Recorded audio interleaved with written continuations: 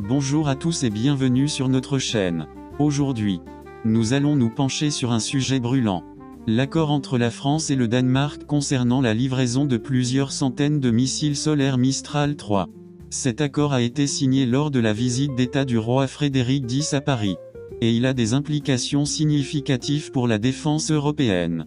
Pour commencer, le président Emmanuel Macron a annoncé que la France livrera entre 250 et 1000 missiles Mistral 3 au Danemark, dans le cadre d'un accord-cadre signé avec le missilier européen MBDA.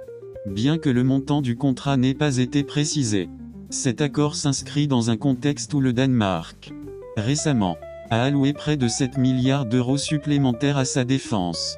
Le Mistral 3 est un missile de défense solaire à très courte portée, polyvalent et utilisé sur divers types d'appareils, allant des chasseurs aux drones.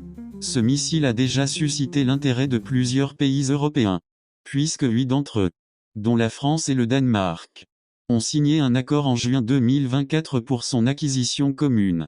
Il est important de noter que le Danemark est un des principaux soutiens de l'Ukraine dans le contexte actuel des tensions avec la Russie. Le pays a également récemment acquis 19 canons Caesar, fabriqués en France, qu'il a envoyé en Ukraine pour renforcer ses capacités militaires.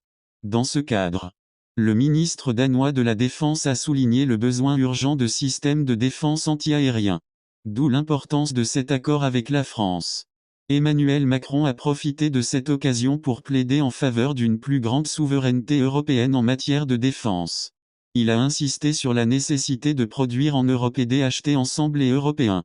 Ces déclarations soulignent une volonté de renforcer la coopération militaire au sein de l'Union européenne, surtout dans un contexte international incertain.